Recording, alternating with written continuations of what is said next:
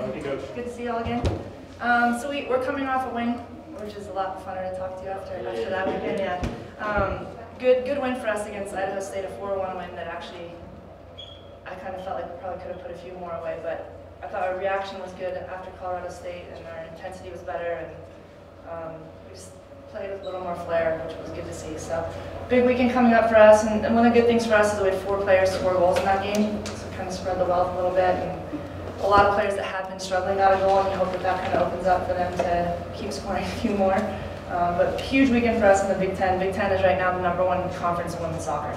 So these two teams are both very competitive, good teams, and they're used to playing at a high caliber. So we're looking forward to traveling there and giving it a go. How are the girls feeling? Because you mentioned Colorado was a rough outing, and then turn around and have kind of the opposite kind of performance at Idaho State. Kind of what's going through the girls' head in terms of the mindset right now? They are, I mean, including the Idaho State game, but also training. It's just been a really good environment lately. I mean, it's really competitive at training, and it's like we're only traveling 18 for this trip, and I can't tell you how hard it is to pick those 18. There's players that I think could be starting for us that won't even make the trip. So that's a great problem to have, but it's also a little bit tricky because I'm not quite sure we know who our go-to players are yet, and we've got a lot of talent, so it's kind of a double-edged sword, but they're feeling good about themselves right now. I think they're looking forward to the weekend. So what are you basing that selection process off of? Kind of criteria? Depth at positions, and then, I mean, I think given the physical ability of both those two teams, kids that are able to put in quite a few minutes and battle at that level, and yeah, really just kind of depth in multiple positions so that we can sub if we need to. Have you been able to find a sense of personality for this team yet, or is it still? Yeah, no, they know who they are. They know who they are. I mean, the best part for me was after that Colorado game, they reacted.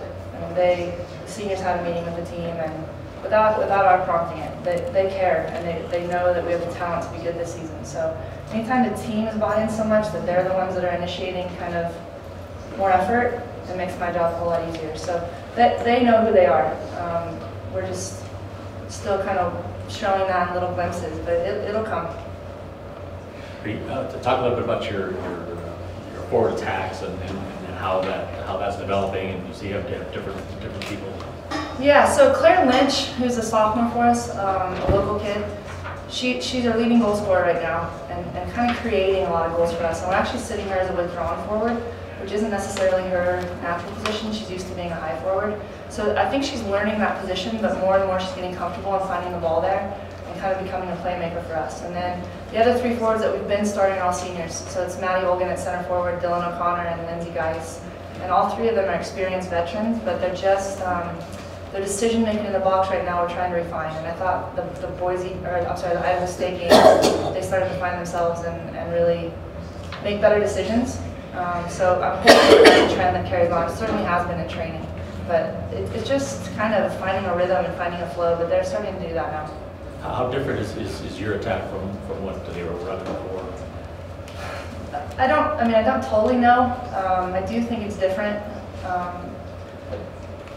I want for them to be thoughtful in their runs and keep the ball and think about playing different ways in different thirds of the field. So helping us in the build-up in the back and maintaining possession for us, kind of being a little bit more creative and thinking through their runs, winning why to make the runs in the middle third. And in the final third, I want them to be creative. And that to me is the funnest part of soccer, when you're in the final third and you can show what you're made of, and they have the green light to kind of do what they want there. So I think for a lot of them, they're thinking, and things probably are different for them. I'm not sure exactly how, but I think when you're thinking, sometimes you don't react, and sometimes they get caught kind of in that process, but I do think they're getting more and more comfortable. Time for one more question, and Coach can do one-on-ones afterwards. Well, I'll ask the last question. This is kind of a silly question, but usually when you go out to play some games, you know, going back to the Big Ten, I noticed that all your girls, there's nobody that's been back east, and it's probably going to be a special moment for them to go back there, because they're often over in this area here. Yeah, we're a pretty regionally based team, so yeah, so they're probably pretty excited, aren't they? I think so, and I mean it's kind of cool up in Minnesota right now. That should be a nice relief. You got the heat.